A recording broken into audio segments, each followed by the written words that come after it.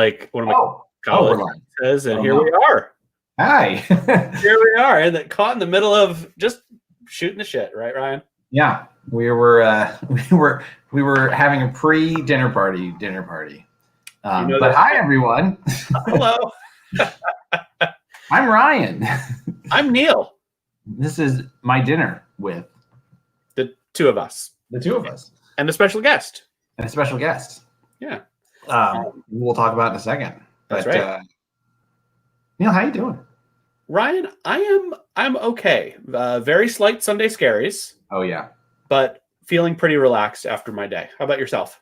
I also have the Sunday scaries, but I don't like Sunday scaries as the phrase because I feel like it doesn't quite capture, like, it's like there's like something. It's not scary to me. It's just like I guess because this is a dread, but it feels much more like existential than just being scared. Got it. It's a low key and yet giant. Yes. That feeling So if you're watching at home and you have a better phrase than Sunday Scaries, please put it in the comments, or anything you want in the comments. Really anything at all. If you are new to this show, welcome. I would argue most people are new to this show in one way or another. Yeah. Even you, Ryan. I've been to everyone so far, Neil. I'm also batting 1,000, so congratulations to both of us.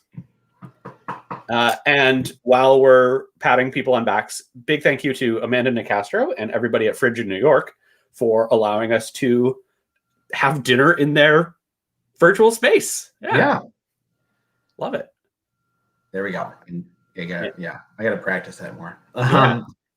Yeah, they are great. And now, speaking of great, let's Neil, you want to tee up our guest? I will. This special guest is a comedian, performer, man about multiple towns, in my experience. It's true. It's accurate. I don't know how long I've known him, but it's Tom Brennan of Electoral Dysfunction and other activities. Hey, Tom. Hello. What an honor and pleasure to be here. I'm really excited. Love it. Thank you for inviting me to this dinner party.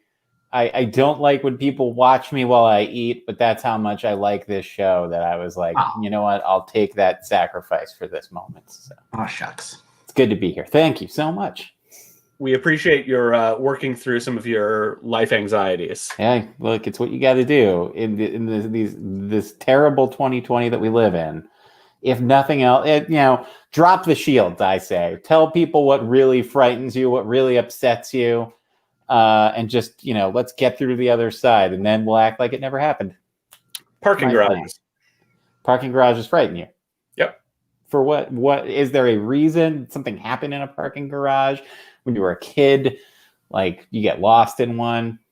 I find them unnerving, mostly to drive in. Less so to walk in. I find them very unnerving, and that like the sensory and just the whole vibe is wrong for how you make your way through it.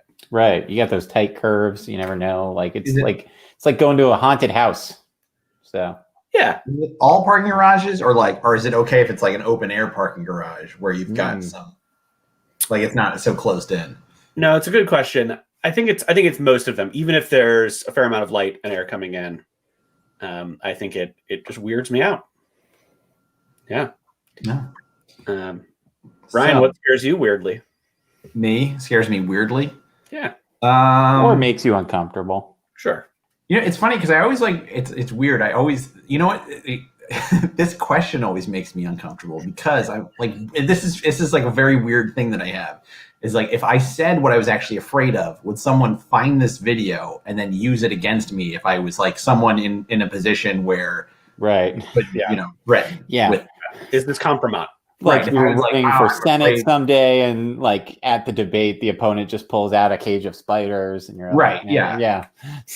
Exactly. Yeah. It's like, I'm afraid of like if I was like, I'm afraid of like being locked in a casket or something, Sure. Which I know, so that's cool. Yeah. You're not scared of that. Not going to bother me. Yeah. Interesting.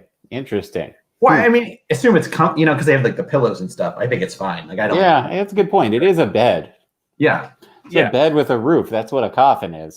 Yeah. Probably doesn't need. Yeah. In many ways, it could solve a lot of our housing problems. Yeah. Coffins. You want to write that one down? That's a keeper, Tom. That's dark. As I say, from the comfort of my home. So Tom, what are you eating tonight? That was as sly privilege as I've gotten. Well, I'm having a turkey burger with some onions with a recipe that I got from the official Frasier TV show cookbook. Wow. Which, by the way, here's an important thing to note because I thought this question might come up, so I went into the index. No tossed salad and scrambled eggs. Seems like a real missed opportunity. Oversight. Massive oversight. But my wonderful wife got this as a Valentine's present for me early in our relationship because she knew I loved Frasier. Right. And there's a burger recipe in there. Has onions. The onions are cooked with like some hot sauce and grape jelly, so a little spice on top of it. It's very good. That's what I'm eating for dinner. How about you, gentlemen? What's on the menu? Well, I have. Let's see if I can bring it into the camera. We got a little sausage and rice. It's an apple Gouda sausage, chicken apple Gouda, I believe, and I got a Fontina cream sauce on top as well. Oh. Yeah. Neil and I wore the same thing to the party. I'm having jambalaya with andouille sausage. Oh, nice.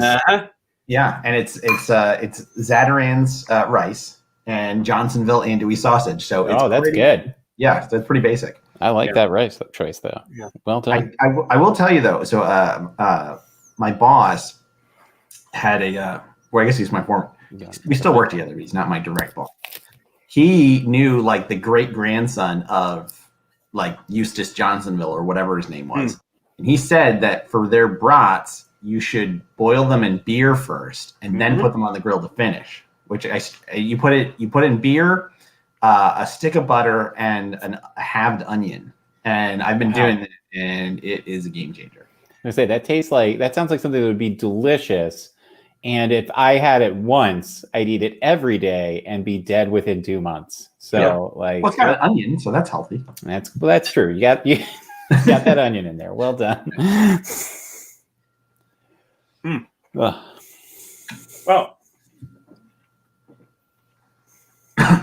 Ryan, what are you drinking? Oh, Saranac. Saranac Black Forest. So I always get variety packs, and this had a black lager in it, so that's why I was particularly enamored with this. But I do enjoy Saranac. I think they're based out of Vermont, or I'll find it on here somewhere. This is some trivia that I have. I believe they're brewed at FX Matt in Utica, New York. That is accurate. Look at that. Neil was correct. Wow, good work. Now, you didn't plan this before the show. This isn't like a white men can't jump on the beer label situation for me to be really impressed with how you knew that. No, this is we're just that good. Good. I used to drink a lot of beer in upstate New York. Right. I mean, that's what you do up there since the economy is cratered. That's right. Tom, do you have a beverage? I do. I have a Driftwood Ale from the good people at Montauk Brewery, which is located in Montauk, Long Island, which is like the easternmost tip of Long Island. It's nicknamed The End. It's good. It's a little. It's kind of one of their more bitter ales, a little more of a kind of British taste to it. Yeah. I will admit to liking the design on the can slightly more than the beer itself, but that is how I shop. I'm attracted to bright colors and that sort of thing. It's a cool little brewery out there too. Like it's a small, very small brewery, but it's sometimes my wife and I will go out there on like day trips or maybe weekends and just grab a couple of get us some beer from Montauk Brewery, pick up a pizza, go sit on the beach. Which is, basically what I hoped adulthood would be. And then in one moment, like at least maybe not when I was a little kid. I think when I was a little kid, there was like a solving mysteries element to it. But certainly once I hit high school, I was like, how awesome would that be if you could just sit on a beach, drink beer, eat pizza? with someone you love. So, that's the part. Yeah, that's like really the kind of the twist because you're like, it's like, oh, drinking beer and eating pizza on the beach, like whatever. Like, what do you love? Like, it's really true. Neil, what are you drinking there, my friend? Well, speaking of upstate New York beers, I have Oktoberfest from Genesee Brewing. I was in upstate a couple of weeks ago and was able to get some of this easily, and that was a real treat for me because it's been a while.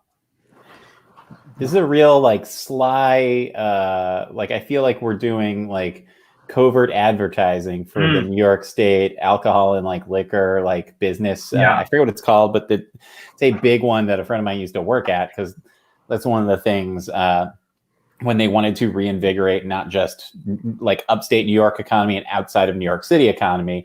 When Cuomo came in, he went all in on supporting brewers and distilleries and any locally made alcohol of any kind. So I feel like we just did a sly advertisement for that.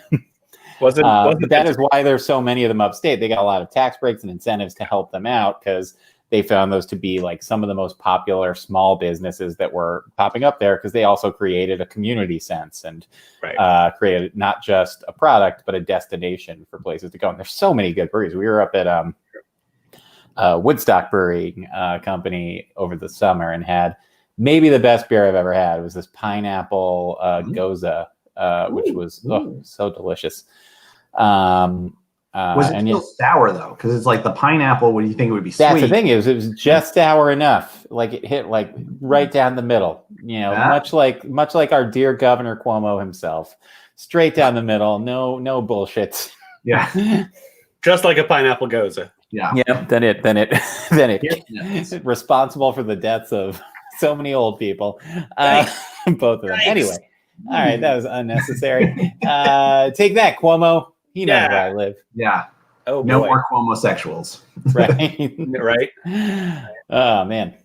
A comment from Amanda coming through that oh yes, that was very good. The best beer we ever had was the hibiscus goza at your wedding. Well, that sounds which oh man, I forgot the name of the company that did that, but it was like who cares? Like, we got viewers popping up. We can't waste time for these people with me trying to rep Boulevard Brewing. There you go. Boulevard's based out of what? Kansas City? Is that? Yeah. I think they're big. Kansas City, Missouri, not Kansas City, Missouri. Not Kansas. And they do not ship that beer to your address. Is a lesson I've learned. No. But I did find it at what's the name? They don't sell it here in New York City, but the place at I found it at a beer store in over in East Pashunk, as my uncle would have pronounced it, Avenue. Yeah. And then also at a place a couple blocks from the Adrian Theater there too. They had it as well. I forget the name of that place, but it's that place that has decent enough sandwiches and beers you can make your own six packs. Montmartre. That's the one. Yep. Yeah. Classic. Love the Montmartre. Their Italian hoagies are legit. It's a good place Let's say you're, you stressed out about taking a train because you said you'd do a comedy show in Philly that you forgot about. And then like the week before you're like, I gotta do this show. Yeah. You get into town, you've got an hour and you need to eat something. That's the place to go. Yep. You need to just reset before you pretend that you're not anxious about the show you're going to do. Yeah. Mm-hmm. It's a very specific set of situations I've laid out for you there. So, Tom, thank you for coming to our dinner party. Of course. Happy to be here. So we'd like to know, one of the questions we like to ask our guests is, what do you look for in a dinner party? What makes a good dinner party for you? Mm-hmm. I am a very low maintenance dinner party guest, like to a point that if I am in someone else's home, like I could walk in and there could be like paper plates with Domino's pizza. And I'd be like, I can't believe they did all this for me. Like I'm someone else's house. I can't judge it. So I'm pretty low maintenance. I do like when they are smaller. That's a big thing for me. Like I'm not like, I like now that I'm a married person, a lot of these things tend to be coupled off. So like a 4-couple maximum is more comfortable for me. Like I've been to some dinner parties that really are just like parties, and it gets very like you're there and it's like, am I really here for like, but the person who cooked it was really good. So that's my thing. Like, a small enough group that you can all kind of be on the same page for the conversation. That's tend to be what I look for. Right. But yeah, in terms of the actual dinner itself, again, like maybe it's a low self-esteem thing. I don't know, but like, I'm in someone else's home. I'm like, whatever works for you, hands up, ready to eat it. I think it goes nicely with your expectations. Go ahead, Ryan. I just said it sounds like you're the ideal dinner party guest. Yeah, well, I don't like to take up too much space. That's a big part of it. I was thinking it goes along nicely with your expectations of adulthood and like feeling they're realized when you're on that beach and you're like, oh, okay, this is cool. This is adult life now. Yeah, no, I aimed not low. I don't think low's not the right word.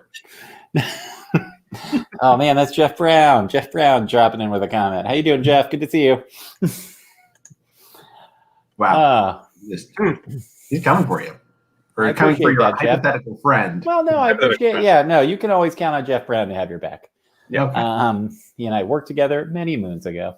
Oh, how nice. Nice.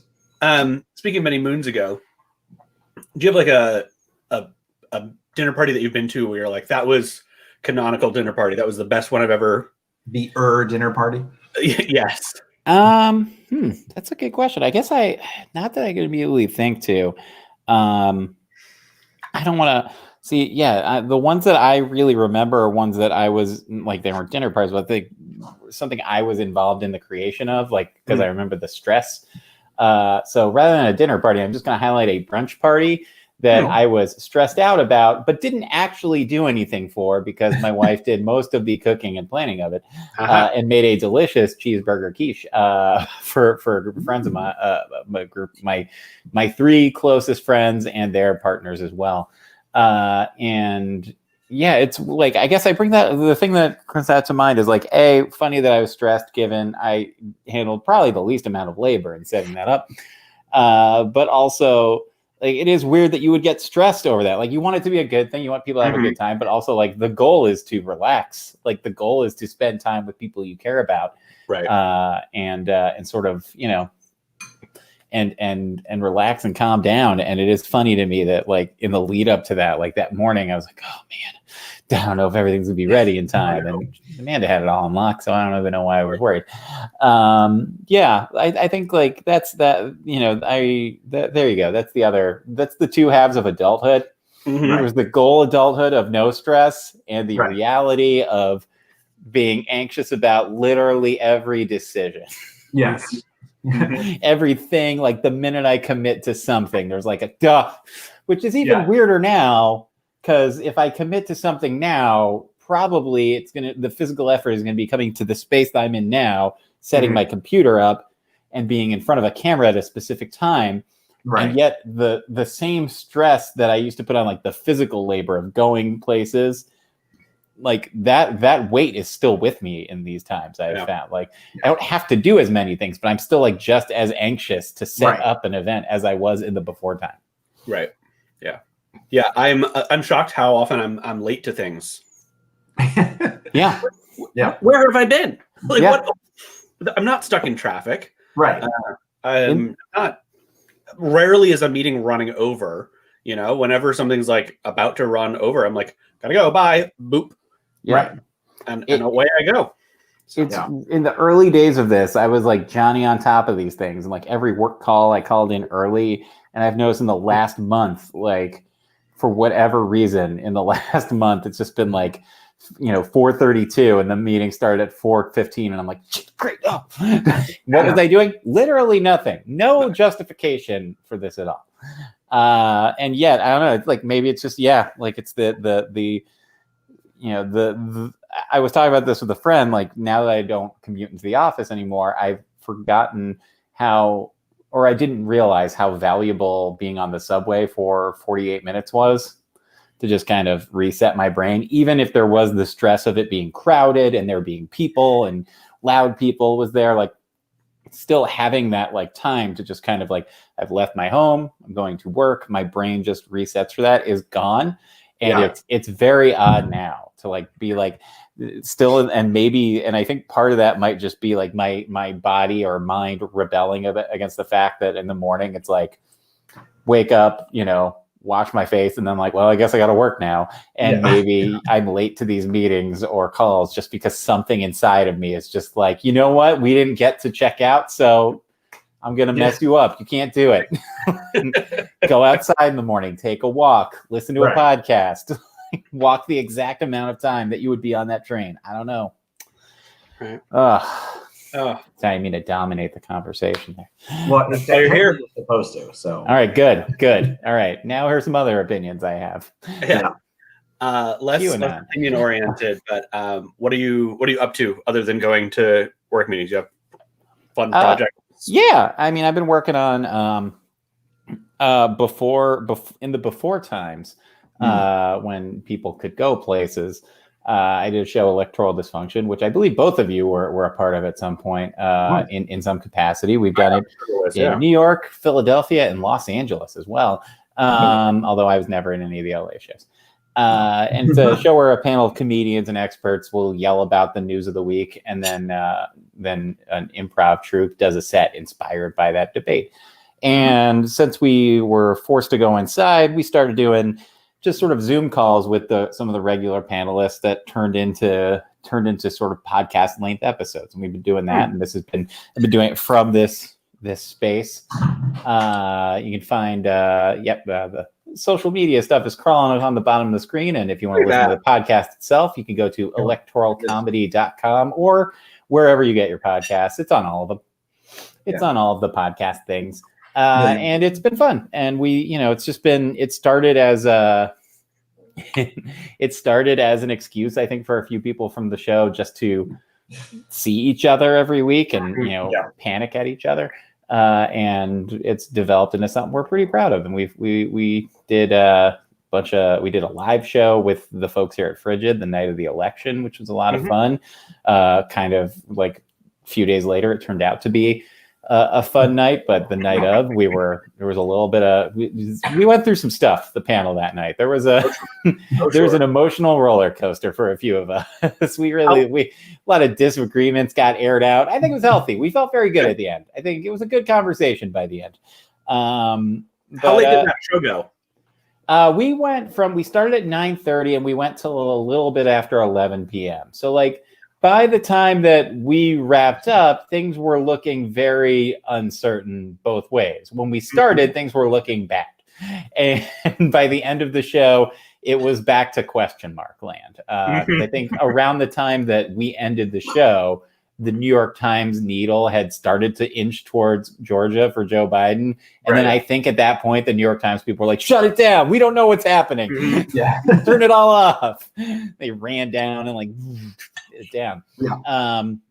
But it's been great. It's also been a great way to, because the show, obviously, when we do it live, we're limited to the fact that, we do it, whoever lives in the town that we're doing it. And doing it this way, we've been able to mix panels and had people who were part of our New York show, and people who've been part of our Philly shows, and people part of our LA shows, and people who have never done the show, but, journalists who live in North Carolina and Texas who could give us a different perspective, and people we've always wanted to have be on the show, and like we can mix and merge them. It's like a Marvel versus DC kind of thing now, where like everyone's there. Like it's the end of Endgame. Everyone just comes running through to do them, and it's been a lot of fun. And it's also, again, like the best part of it. We've gotten a decent audience so far, which has been nice. For a podcast that is pretty much just advertised on my Twitter feed. Like we have had decent regular listenership.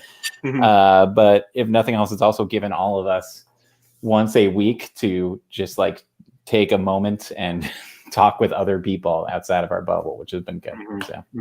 Well, so do you feel now at this point, even though clearly, according to the president, the results are still up in the air? Hey, look, the guy just wants to keep America great. Give him a chance. Do you think at this point electoral function? Not bad. Pretty good. Though I will say the name title well predates the Trump administration. So I think our system of government will always find a way to disappoint us with its refusal to work. That's bleak. Yeah, hey, I don't know what to tell you. I'll take it though. I mean, Donald Trump's probably, the odds are pretty good that this is a man who announces his campaign for the 2024 nomination the minute he concedes. So, like, I guess I shouldn't say this on a live feed, but I'll just say it. He is the president. But like right now, a heart attack is our only hope to get back to a basic sense of normalcy. And I don't think it's coming. So, well, I mean, I hope the 9 people on now are all Secret Service.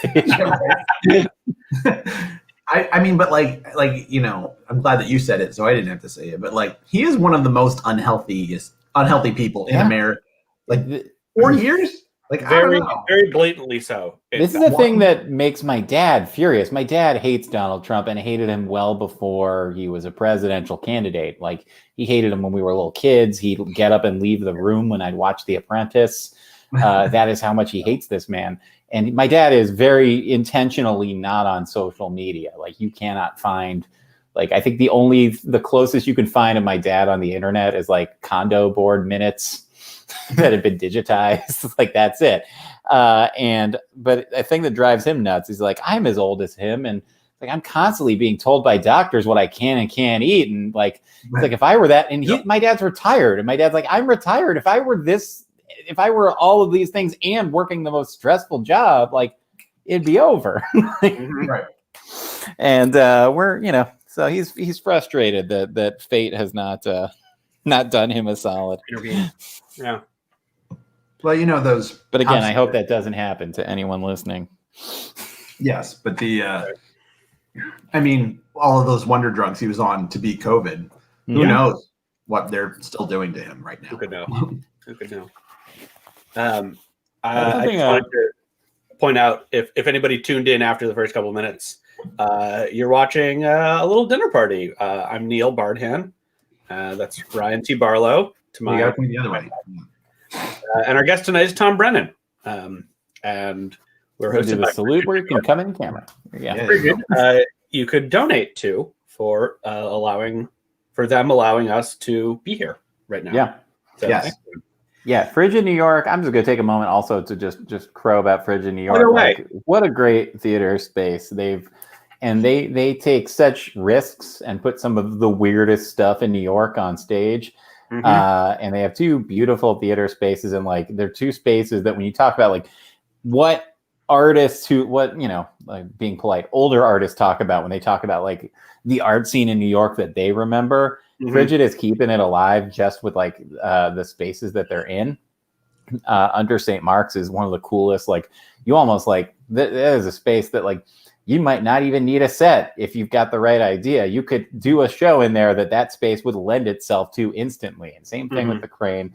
And they are very giving and generous. So if you watching this have a little extra change, like the theaters in New York have been hit really hard.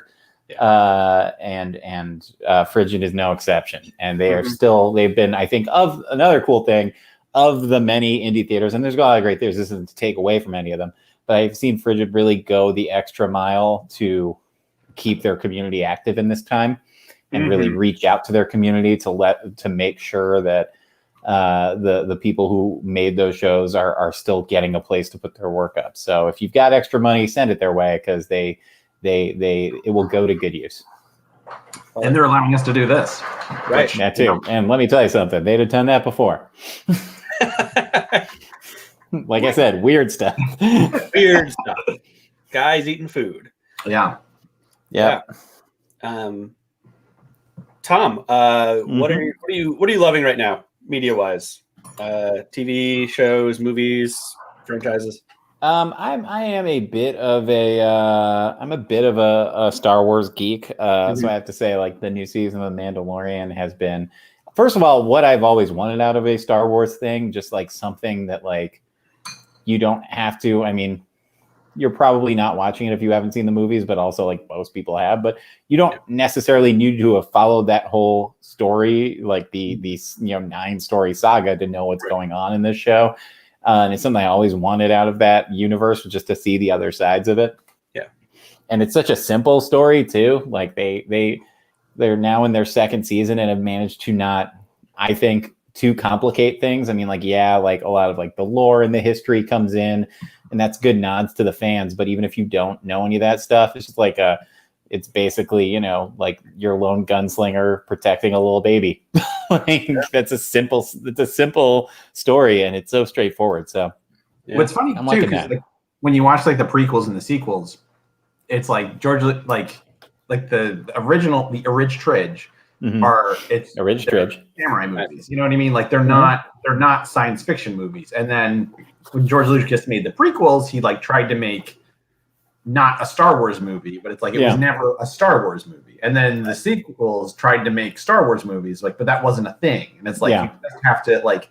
And then with the Mandalorian, it's like it's a space western. Like, it's just a guy. It's a space western. I have found, though, I have to say, like, the prequels are as bad as I remember them, but like now in the world we live in now, there's something I can't help but respect about the fact that George Lucas was like, no, I'm going to tell the story I want to tell, and it happened to be very boring. But like when you look at, like, given so much of geek culture is now mainstream, and the evil corporate hacks who they were all meant to lampoon now control all of it. And like, I love the Marvel movies, but you can tell watching many of them that like, oh, like Spider-Man's in this one because someone in a suit was like, hey, I need you to put Spider-Man in this. And they're like, well, it doesn't make sense. Like, yeah, figure it out. But we need him in this movie. Doctor Strange is coming out, so he's got to show up in Thor. All right. Yeah, exactly. Exactly. And like, I enjoy those movies, and not to take away from it, I think like artistically they figure out a way to make it work, but it's just so painstakingly obvious that like someone was like, we need him in more than one movie. I kind of love that Star Wars trilogy is definitely his like unfiltered, this is what I'm going to do. Yeah. We're starting with a goddamn trade blockade. I've made enough money. I don't care what people think of my art anymore. It's still going to be commercial. Like, people are still going to pay good money to see these films, and if they hate it, so what? I have their money and lots of it. Kind of respect it, and weirdly, like I have learned from like, you know, like friends with kids, like, you know, the kids like the prequels, and it is a sobering thing. Like, the original movies are great, and you know, we can debate artistically probably better, but also like ultimately they are all. Like, I end up like they are all ultimately like space stories about wizards fighting robots, and who are we to get so up in our own asses to be like, no, it's not that good. Like, even the most boring one, the most boring one, like a spaceship gets blown up. Like, what more do you people need? They distracted you for 2 hours. And you came back to your miserable life. That's what I want out of the next Star Wars movie. It's just me ranting at a camera. How do you not like this? What's wrong with you? Like, what do you think George Lucas does with his days these days? Oh, I mean, now I assume I assume he's just like, you know, walking around a ranch like he's figured out a COVID vaccine, but he's just not going to share it because we all shat on him for so long. Like, that's my best assumption. Shame on us. He's like, oh, that would do it. And then like a voice in his head is like, remember what they said about Jar Jar? And he's like, fuck it. Oh, sorry. I want you to call JJ. Yeah, it's fine. Whatever. We're not prudes. You know, it occurred to me I didn't ask. Yeah, we haven't been kicked off of Frigid's stages yet. Or Facebook. Nor will you. If foul language was the threshold, that Frigid would be a different place. That's the one taboo. It's like, look, you can do whatever. You could be ass naked on stage, but if you say the F word, like, look, we're from a very specific part of Mormonism. We only have one problem. No offense, Mormons, you're lovely people. If there's any Mormons watching, tune in somehow. I've never had a negative experience with any of you. Who am I to judge? Amanda tells us the Facebook algorithm is the only thing that get included. And copywritten songs potentially, depending on the circumstance. Who knows? We haven't gamed the algorithm to our advantage, so I don't know how hard it can hurt us. You're right, exactly. Oh, you've been suspended from Facebook. Speaking of which, people can like our page on Facebook. That would be a lovely thing for you to do if you somehow haven't already done that and still manage to tune into this. Yeah, if you're like, I want to watch the show, but I don't want to like the Facebook page, why don't you comment? It's weird, but sure. I mean, I guess we can't tell you what to do. Yeah. It's still a free country until Joe Biden takes over. So Yeah. At which point it will be a freer country. At which point liberty's dead forever. Yeah, right. God. Yeah, what's next? I get Goggles. We're gonna have to start wearing goggles and masks. Actually, that'd be fun. Yeah, they're gonna make us wear sunglasses when it's sunny outside. I have to say, I feel like even if I were not politically who I am, I enjoy the masks because if nothing else, like particularly like early in the day, I got this hair situation gets out of control in the morning. Yeah. If I have to run errands, all I gotta do is like put that mask on and I no longer feel shame over my appearance because they don't know. Nobody knows. Yeah. It really, the anonymity, I'm kind of loving. Quite honestly, like if this COVID ever goes away, I might keep the mask in the rotation just because. And like, I imagine afterwards, I will not look crazy for that. People will be like, man, I guess he's still doing it. Like he must know something. He's got his reasons. Yeah. Yeah. We all just went through this. Everyone's checking their phones. Like, what did Fauci say? Yeah. Everyone in a mask. What did Fauci say? Yeah. What did Fauci say? We need masks again, Fauci. Yeah.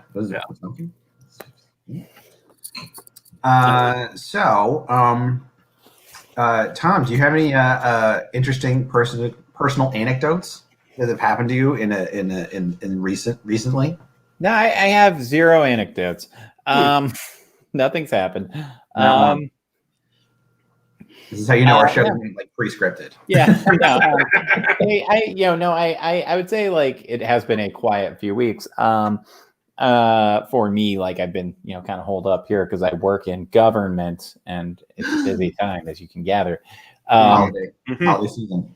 I will say though, a few weeks ago, I guess a few months ago at this point, because it was towards the beginning of all this COVIDness, my wife and I live in a neighborhood called Parkchester here in the Bronx. And I was just out taking a walk and turned and saw one of our neighbors who is also our congressional representative, Alexandria Ocasio-Cortez. Oh, yeah. And I was so excited. And this was like early in the debates. This was before they passed one of the COVID packages. And it was like one of the, was like the one that they passed. And I was really like, oh, thank God you're out there. Like, and I like yelled at her from like 10 feet away. I was like, keep up the fight. And like, I almost walked over to say hello. And that was the moment, because this was right before we had to wear masks everywhere. And like, that was the moment it occurred to me. I was like, oh, wait, the world has changed. I cannot come within. I should not come within even 10 feet of this person. Yeah. And I stopped myself. And so just from like 20 feet away, she and I had a very nice back and forth where I was like, thanks for all you're doing. And she's like, no problem. Are you and your family okay? I was like, we are. Thank you. And the tie-off on that, just to give you an idea, a thing that's interesting, she's become sort of like this lightning rod because of her beliefs. And regardless of what you feel about her politically, which I imagine most of the people on this call are probably fans, but a thing that people don't know about her as a representative is like usually these people become lightning rods in Congress, they kind of forget their constituents. And like, that's part of the problem. And that's part of why she was able to beat the representative she beat, Joe Crowley, who was certainly like a pretty progressive guy himself, but he didn't even actually live in the district anymore. Like he had an apartment, but he lived in Virginia most of the time. But a few weeks later, my dad called me because we both have the name Tom Brennan. And somehow, whatever reason, they had his phone number instead of mine. Her office called just to check in on the constituents was the point. Like, it wasn't even like, give us money. Her campaign called, not her office. And like the campaign called just be like, hey, she wanted us, like, we're not doing fundraising right now. We may again in a few weeks, but we're just like, is anything, do you and your family need anything? And my dad was like, we're fine. And actually you have the wrong Tom Brennan. but I'm really impressed that you called. He was very excited. And I think that's those were, the two sort of interesting things about that. Like, a thing that is lost in the debate about her is that, like, and particularly the district she represents, a lot of very far left people are, were pretty key to her victory a few years ago, but it's a pretty ideologically diverse district. Sure. We have a lot of the conservative parts of the Bronx, which are very similar put in Philly terms to like part of like the Northeast, suburbs, kind of similar ideologically that she represents.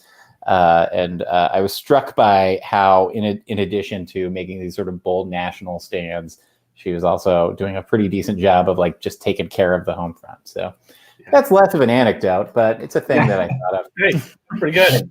Hey, tag somebody tagged her and the show together at AOC. And hey, please promote this show. Yeah. Good things were said about you. Ma'am, if you'd like to be on the show, we'd love to have you as a guest. Also, I don't know how I'm supposed to address a member of Congress. Congresswoman, congressperson. Then you'll have had both of the most prominent political tweeters from Parkchester on your show. Wow. Me and her. I'm a distant second, I would say. Sure. All right. Okay. We should probably figure out how people can get in touch with us, because I guess you can message us through the Facebook page. Message us through the Facebook page. My dinner with Ryaneil something. I guess, Tom, if she can find your dad, she can probably find us. Yeah. He's a registered Democrat in New York State. They probably have access to the voter rolls, but yeah. Also, at this point, despite his efforts to stay off the grid, I just assume, like, because of me and because I'm so loud and difficult on the internet, I've ruined that for him. That at least his name has been, seen. Is he at least on LinkedIn? That's what I feel like. My dad's on LinkedIn. He's retired, but he's still on. No, my dad, none of it. To a point that I posted a photo once of him and me at like some event, arm around each other, and he's like, I guess that's fine. And I was like, I'm putting a nice photo of us. And he's like, no, I just, I don't want to be on. He's like, the machines are going to come. And he's like, which is weird, because he's also, like, when I was a kid, he ran his own business, and he was the person, like, back in the 80s who all of his business world friends were like, you're crazy. Everything's not going to be done on computer someday. And he was like, everything's going to be on computer at some point. Going to be 3 times as big. He's been a very tech savvy guy, but he goes out of his way to not make an imprint on, because I assumed, like, knowing my dad, like, there was probably a point where he was like, that Facebook, like back when I was in college, where he's like, mark my words, one day Russia's going to exploit that to undermine our democracy. And I was like, all right, crazy man. I'm just writing the Facebook into the browser and then writing one giant text block. Yep. What could possibly go wrong, Dad? A Word document. One photo. Yeah. That's it. It's like Creed's blog on The Office, where it's just a Word document, never given a website. Man. So Tom, since you're following the news so much, and we've heard that the Four Seasons total landscaping debacle. You're following it with great interest. Very much so, yeah. Well, we have a bit of a surprise for you. Oh boy. Oh, hey, what's up, guys? What's up? We have Nice. we heard from the Four Seasons. It was supposed to be the total landscaping, not the hotel. Is it not the same parent company? What? Yeah. We are the hotel. In the past week, our website viewership has cratered. It is really bad. We are the hotel. Okay. If you don't mind, is it okay if I list some of our amenities? Please go ahead. Okay, good. I'm gonna hold on 1 second, sir. Just before you go into the amenities, it's good to see you. Go ahead. Oh yeah. Oh wait, is that Tom Vladimir Ilya Ulyanov Brennan? Whoa! Holy wow! I have to fact check you on those middle names, but no, go ahead. Please continue. No, absolutely. So as you know, we are all the Four Seasons. Oops, the hotel. Not the total landscaping. Nor are we the support group for male offspring of mariners, not sea sons. Nor a Facebook group for average-looking galaxy stars. Sure, of course. No C as in suns. It's very, very complicated. Yeah. But AKA, we are. Yeah, what's up? You just felt the need to explain that very clearly, which is, I appreciate that. But the Post-it note on your head has all of that information, so I know it's the Four Seasons, the hotel. I trust you. Well, wouldn't you touch know, it? it's for it's for all the viewers out there. Again, Sure. Fair enough. Sorry. everything is cratered, but you know, I'll just list. How do I get a discount on manure? Ooh, same question. Show up. You know, you show up. That's Yep. all you need. Sorry, at the Four Seasons Hotel, you can get a discount. Yeah. Oh, 118%. Look, if you're coming in wearing a Roy Halladay jersey and, you know, we get a sixer of Yinglings and your connoisseur is himself a Four Loko fueled Rashmananon character known as Gritty, okay, he will take you anywhere from the Liberty Bell to the Liberty Bell, okay? It's done. It's over. You know, No, we kind of interrupted you there on the manure, but I had the same question as Ryan. But then it did occur to me, this info may be available if you list the amenities. Yeah. right. The amenities. Well, so in addition to manure, what other amenities are there? Yeah, no. So every room, instead of headboards, we have fat headboards, which is basically a headboard, but a fat head of a pre-CTE Eric Lindros getting preventative health care from, again, the Liberty Bell. You also, all men get complimentary prostate exams from the aforementioned Roy Halladay. He had a mean splitter. Our pool is 99% chlorine. The other 1% is collectivized grundle sweat of the 98 3-13 Eagles. Hold on, did you say collectivized grundle sled? Yeah. It was basically, it was a whole thing. We had Jimmy Rollins just go around. Yeah, Rollins? With emptied, Yingling canisters. It's all hustle. Yeah, I know, it's solid. And people are like all the time, like, why not the 2018 champions? And as any self-respecting Philadelphia knows, you can't spell success without suck. Yikes, wow. So it's the success pool. Sure. We also like wordplay. So, you know, in the last thing, sorry for just steamrolling. But the last thing is that every room plays Rocky 4 24/7. Yeah.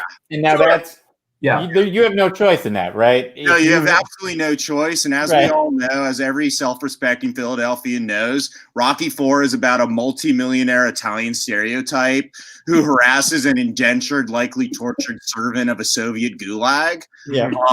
It's, as Tom knows, really Philadelphia's day in the life of Alexander Sholistin. So, you know, it's standard. Oh, and for ladies, we do have bathrooms finally. So.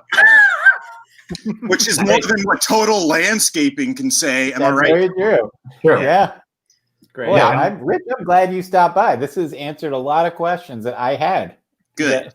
So I do have some follow-ups though. Yes.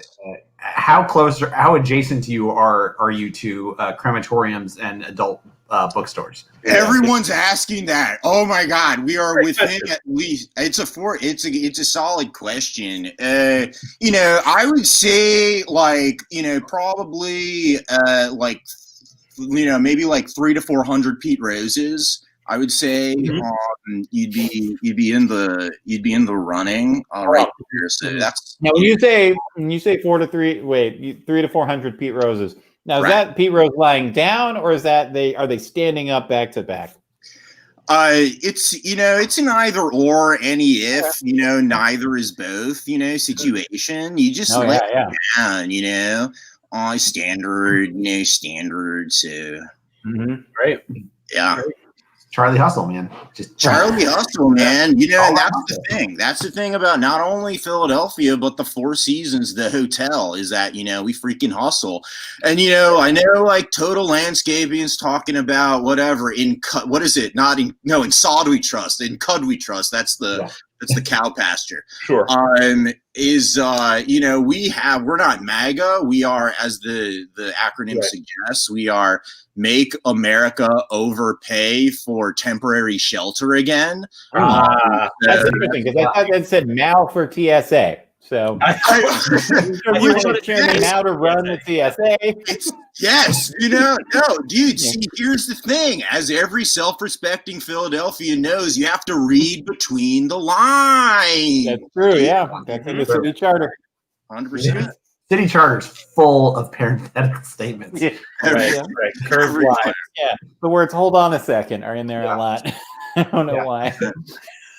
Yeah. Well. Oh, did you, Rich? Did you bring a meal as well?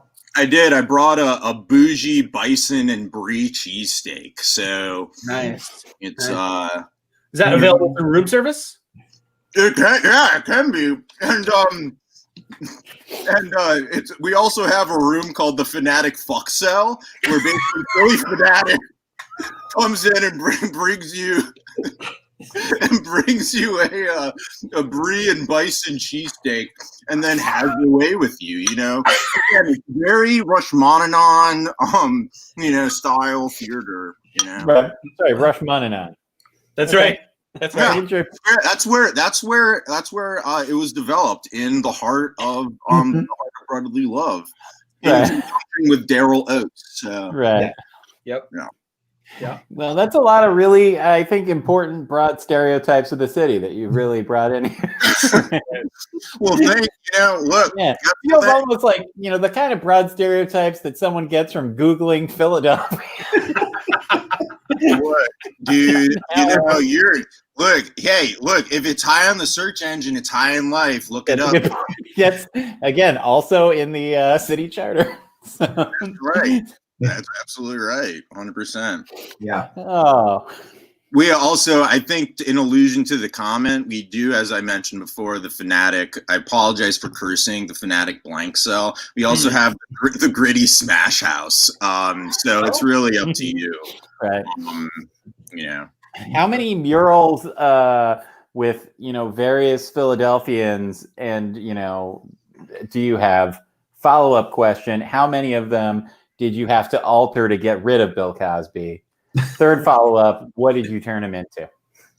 Oh, the one we shall not speak of, Philadelphia style. Well, it's just standard. Cosby is just you can convert him into to Hall and Oates. That's really all we did. Okay, that's pretty good. I would have recommended a pumpkin of some sort because he had that big head.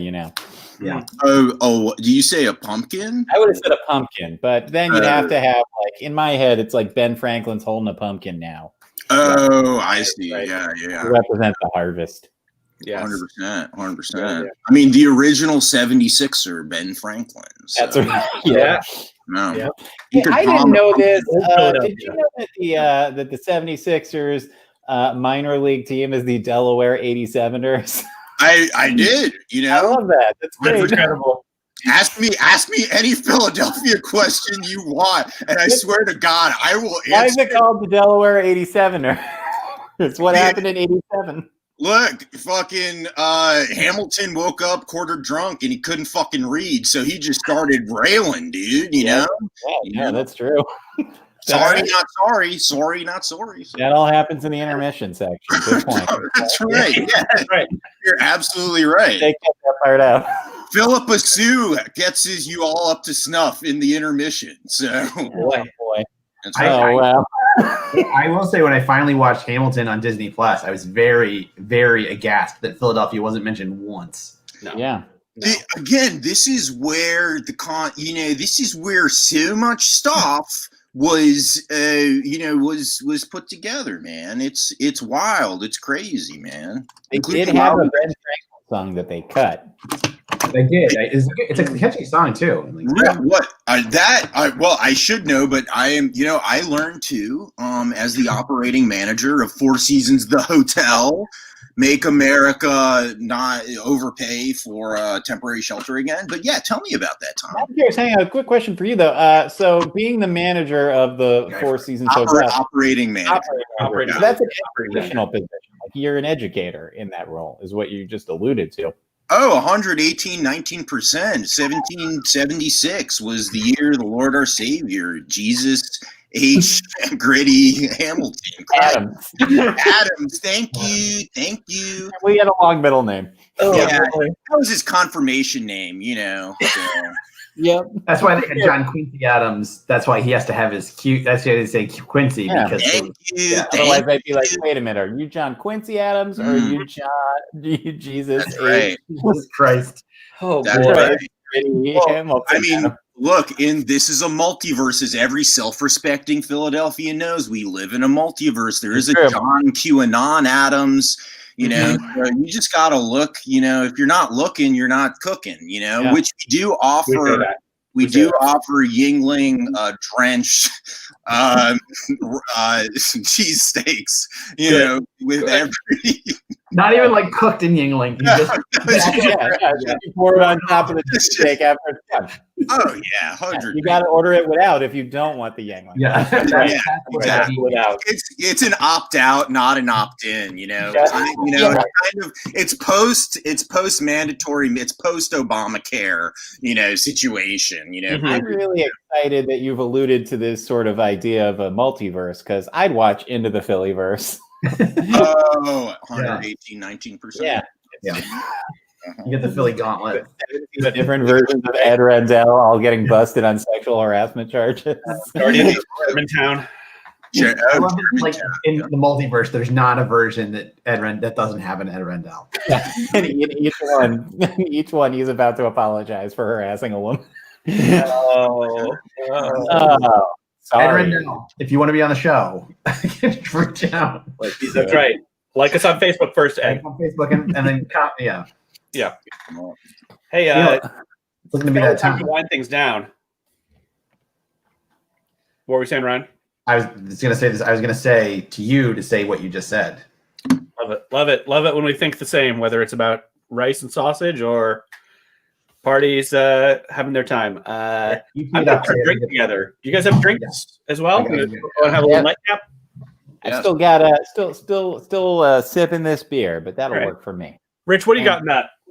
I have non-alcoholic Yingling, which is basically just an Nalgene bottle with Yingling. That's all I got. And Schuylkill River water.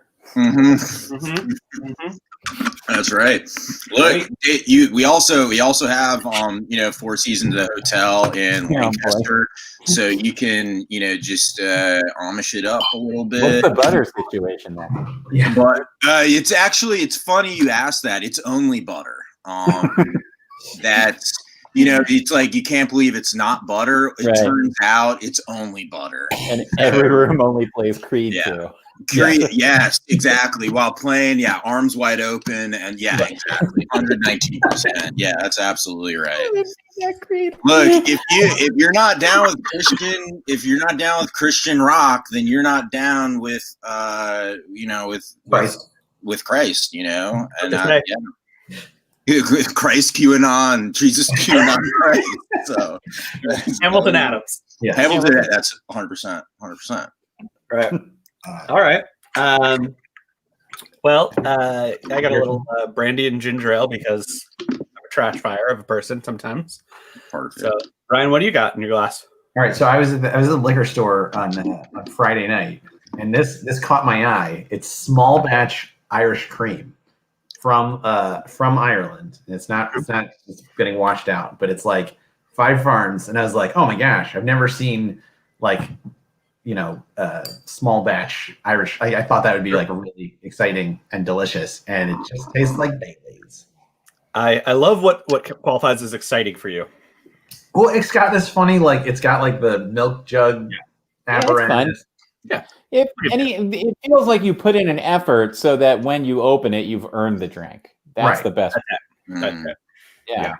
Great. Yeah, I think Irish cream just kind of plateaus. Like there's like really crappy Irish cream, and then it just doesn't keep getting better. You're not getting to like the Louis 16th or whatever it is of Irish cream. Yeah, and honestly, in my experience, there's never kind of the same thing with edibles and preventable healthcare. There's never an exact right amount. You know what I mean? Yeah. It's just you never get it right. Yeah. Good point. Great comparison. Yeah. Thank you. It is good though. I will recommend it if you like Irish cream. Yeah. Or preventative healthcare. Yeah, I'm also very in favor of preventative healthcare.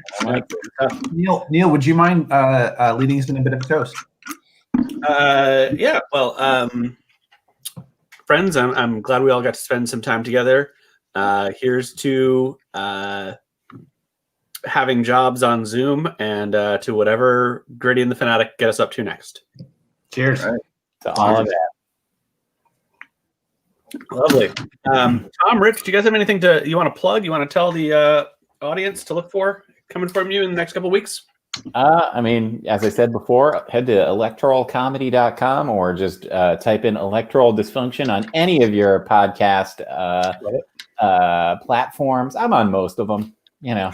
I'm sure a new one was created during this conversation, so I might not be on that one. But check us out. Yeah, shows weekly. Yeah. Totally.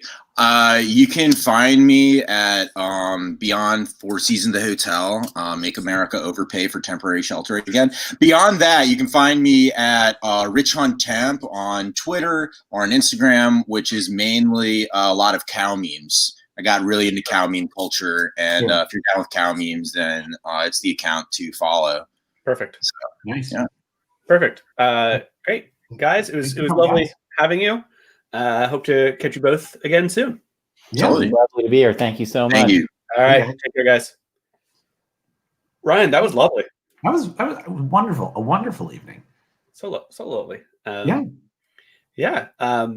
Any chance we can get together again in a couple weeks and do this? Have another friend come by? We should. Maybe we'll have like a sort of a Thanksgiving vibe.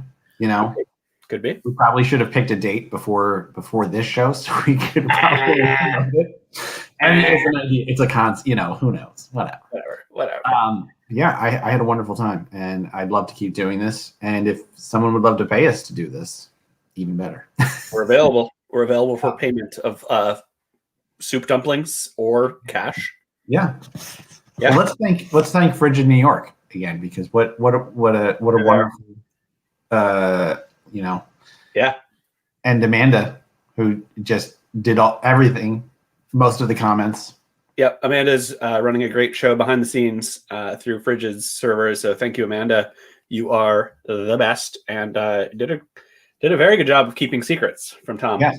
Tonight. Yeah, because here's the secret we've been holding on to all night. Tom and Amanda are married.